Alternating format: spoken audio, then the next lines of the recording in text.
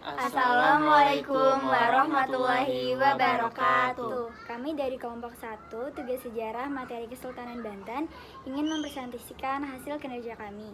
Sebelumnya, perkenalkan, nama saya Sabrina Rizky Kinaya. Nama saya Fahri Agustian Anugrah. Nama saya Najwa Halimah.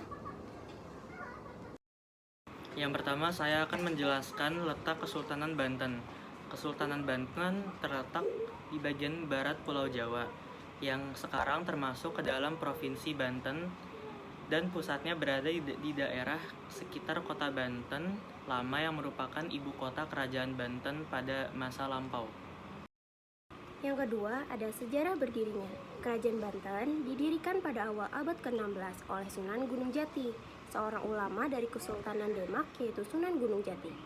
Ia merupakan tokoh utama dalam penyebaran agama Islam di wilayah tersebut. Kerajaan Banten berkembang pesat di bawah pemerintahan Sultan Maulana Hasanuddin yang memindahkan ibu kota ke daerah yang sekarang dikenal sebagai Kota Banten Lama. Kerajaan Banten menjadi salah satu pusat perdagangan dan kebudayaan penting di wilayah Nusantara pada masa itu. Selanjutnya adalah penjelasan mengenai raja-raja yang ada di Kesultanan Banten. Yang pertama adalah raja pendirinya, yaitu Sultan Maulana Hasanuddin atau Pangeran Sabah Cincin dari 1552 hingga 1570. Yang kedua adalah raja terbesarnya, yaitu Sultan Ageng Tirtayasa atau Sultan Abu Al-Fat Abdul Fattah, yaitu dari 1651 hingga 1682. Dan yang terakhir adalah raja terakhir di Kesultanan Banten, yaitu Sultan Muhammad bin Muhammad Muhyiddin Zainus Salihin dari 1809 hingga 1813. Selanjutnya, sumber-sumber sejarah Kesultanan Banten.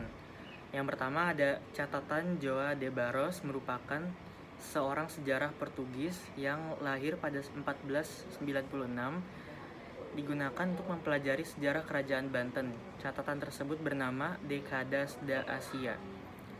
Yang kedua yaitu sumber lisan dan tradisional.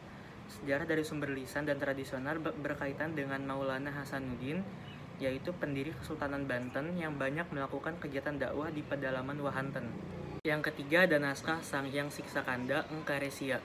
Isinya berhubungan dengan perekonomian di Kesultanan Banten. Yang keempat ada sumber dari Eropa. Berasal dari para pedagang Eropa yang membuat catatan mengenai kondisi kerajaan Banten. Selanjutnya, peristiwa penting Kesultanan Banten. Pendirian Kerajaan Banten oleh Sunan Gunung Jati pada awal abad ke-16 menjadi peristiwa penting dalam sejarah wilayah tersebut, menandai awal kekuasaan politik dan keagamaan Islam di wilayah Barat Jawa. Perluasan pengaruhnya, pemerintah Sultan Maulana Hasanuddin, Kerajaan Banten berhasil memperluas pengaruhnya, baik secara politik maupun ekonomi, menjadi salah satu pusat perdagangan dan kebudayaan yang penting di Nusantara. Konflik dengan Belanda pada abad ke-17 yang mengarah pada Perang Banten pada tahun 1659 sampai 1661. Konflik ini mengakibatkan kekalahan Kerajaan Banten dan akhirnya jatuh ke tangan Belanda.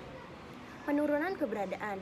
Penaklukan oleh Belanda mengakibatkan penurunan keberadaan Kerajaan Banten sebagai pusat kekuasaan politik di wilayah itu.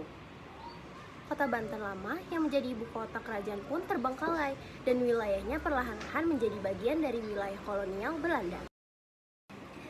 Selanjutnya adalah penjelasan mengenai alasan keruntuhan atau kemunduran dari Kesultanan Banten. Yang pertama adalah konflik dengan Belanda. Salah satu penyebab utama kemunduran Kerajaan Banten merupakan konflik dengan Belanda yang mengakibatkan Perang Banten pada abad ke-17. Kekalahan dalam perang ini menyebabkan Kerajaan Banten kehilangan sebagian wilayah dan kekuasaannya. Yang kedua adalah perubahan ekonomi. Perubahan dalam struktur ekonomi, terutama dalam berkembangnya perdagangan kolonial Belanda di wilayah Nusantara, dapat mengurangi kepentingan perdagangan Kerajaan Banten, menyebabkan penurunan kemakmuran ekonomi.